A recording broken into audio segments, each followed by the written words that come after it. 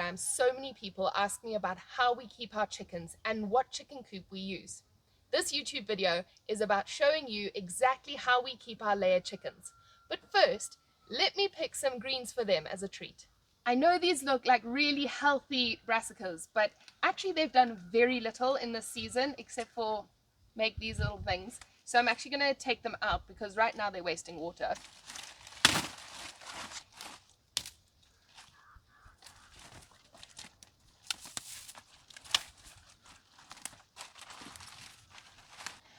I've got so many treats for them. Let me go spoil them and show you where they live.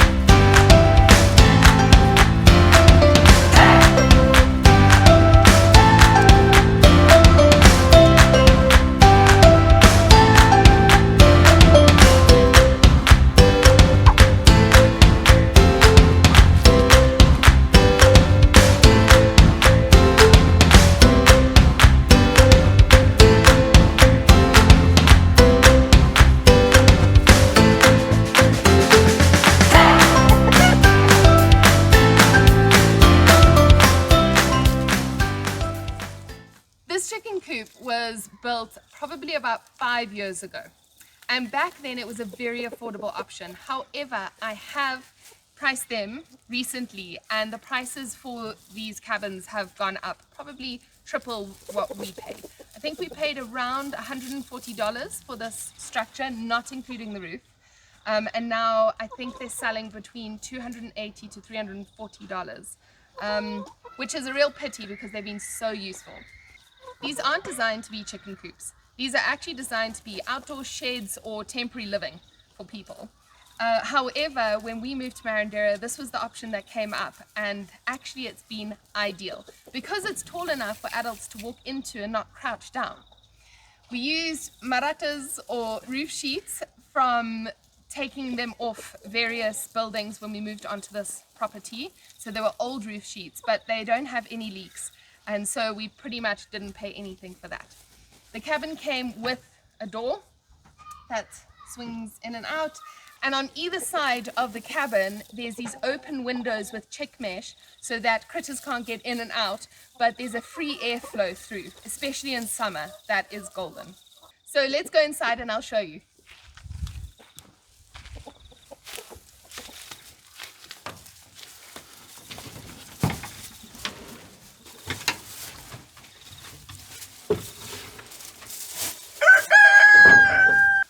When we commissioned this cabin to be built, we also asked the carpenter to please put in these layer boxes.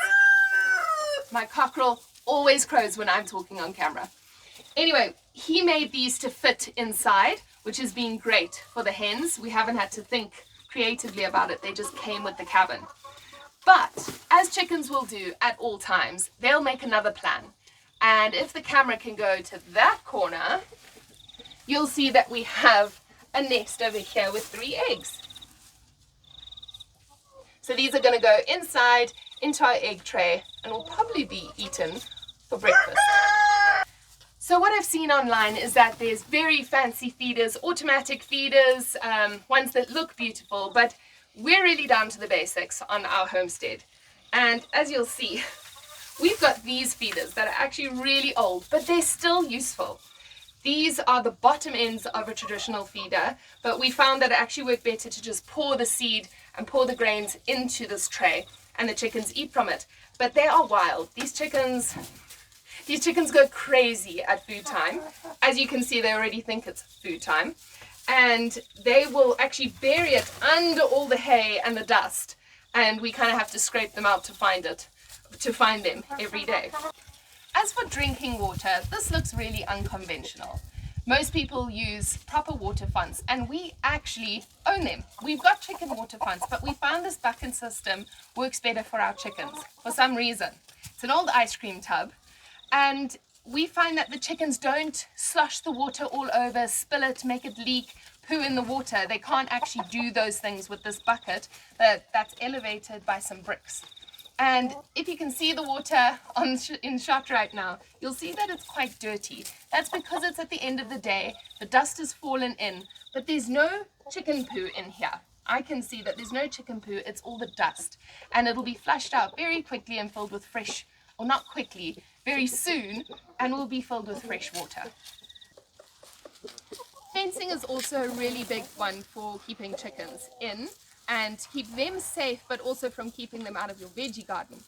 This fencing was absolutely free because we ripped it out from around our property when we put a more sturdy wall in. And so we just rolled them up. They looked like we couldn't use them, but slowly but surely we unraveled them and checked them, and they've been perfect for livestock fencing. These sticks, well, not sticks, but poles, come from our woodland, come from just searching around the property for them. So the fencing actually cost us absolutely nothing.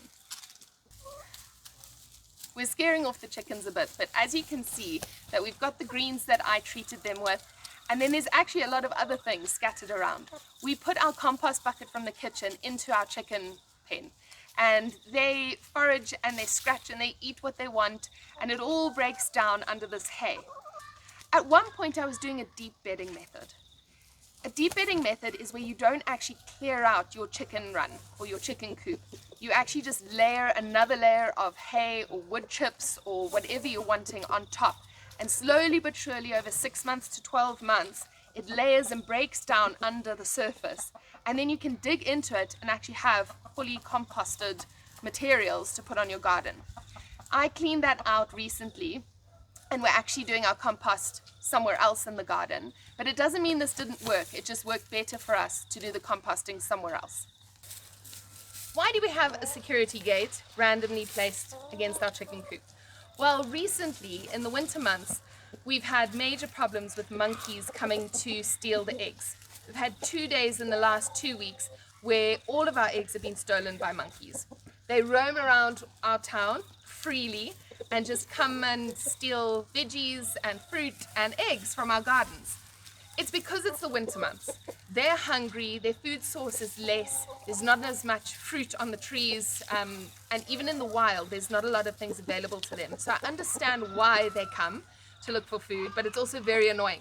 So we've been putting this in the doorway, and it worked for about a week. They've learned that they can actually crawl under this security gate and get all the eggs. So right now we're having to keep our chickens in their coop with the door closed until they've seemingly all laid the eggs. We come and get the eggs, and then we let them out to free range.